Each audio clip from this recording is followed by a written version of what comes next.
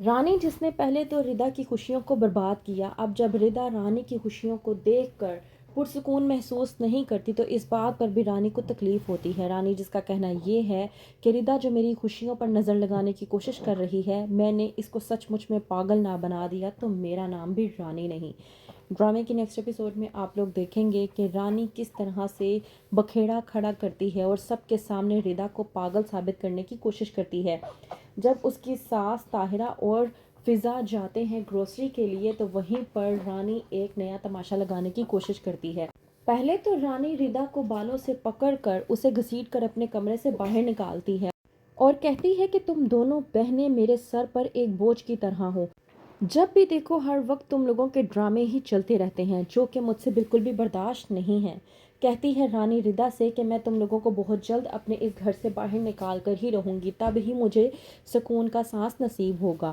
وہیں پر جب ثاقب آتا ہے تو رانی کا تماشا شروع ہو جاتا ہے۔ جب کہتی ہے رانی کہ ردا کو پتہ نہیں کیا ہو گیا تھا، وہ پہلے تو چوڑیاں لے کر آئی، اس نے میرے ہاتھوں میں چوڑیاں پہنائی، پھر بعد میں خود ہی ان چوڑیوں کو نوچ نوچ کر میرے ہاتھوں سے نکالنے لگی، جس کی وجہ سے میرے ہاتھ زخمی ہو گئے۔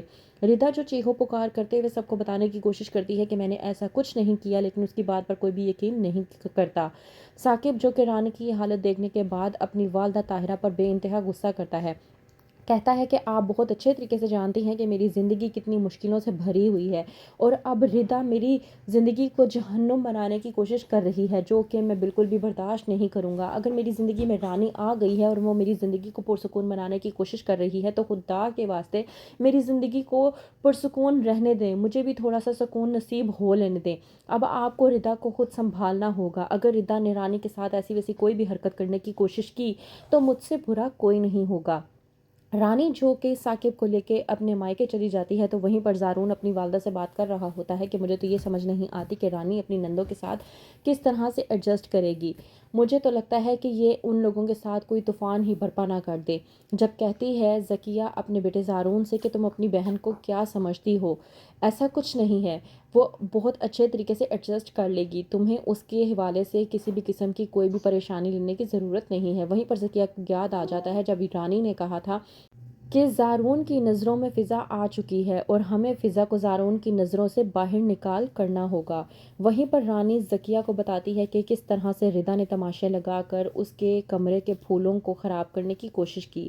کہتی ہے ذکیہ اپنی بیٹی رانی سے کہ میری بات سن لو، جو یہ مایوس اور ناکام قسم کے لوگ ہوتے ہیں یہ لوگ انتقام لینے میں دیری نہیں کرتے، تمہیں ذرا بچ کے رہنا چاہیے۔ اس بات پر رانی اپنی والدہ ذکیہ سے کہتی ہے کہ آپ کو فکر کرنے کی ضرورت نہیں ہے، میں ڈرنے والوں میں سے نہیں بلکہ ڈرانے والوں میں سے ہوں۔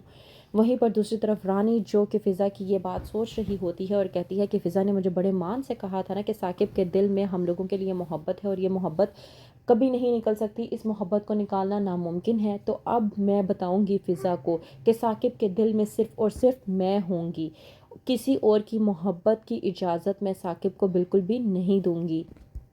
وہیں پر ثاقب جب ذکیہ سے کہتا ہے کہ آنٹی میں بہت زیادہ خوش ہوں کہ آخر کار میں اتنی بڑی مشکل سے باہر نکل آیا ہوں اور بہت جلد سب کچھ ٹھیک بھی ہو جائے گا۔ زارون جو کہ کہتا ہے ثاقب سے کہ ہر انسان اپنی نیت کا کھاتا ہے اور ویسے بھی تمہاری نیت اچھی تھی، اس لیے تم بآسانی اپنے ہر مسئلے سے باہر آ چکے ہو، ویسے پریشان ہونے کی ضرورت نہیں ہے، تم پر جو چوری کا الزام تھا وہ بھی بہت جلد ختم ہو جائے گا، میں کوشش کر رہا ہوں اور دیکھ رہا ہوں کہ کیا کر سکتا ہوں۔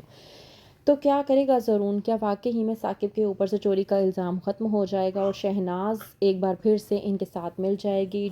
جاننے کے لیے دیکھتے رہیے ڈرامہ سیریل شکنجہ۔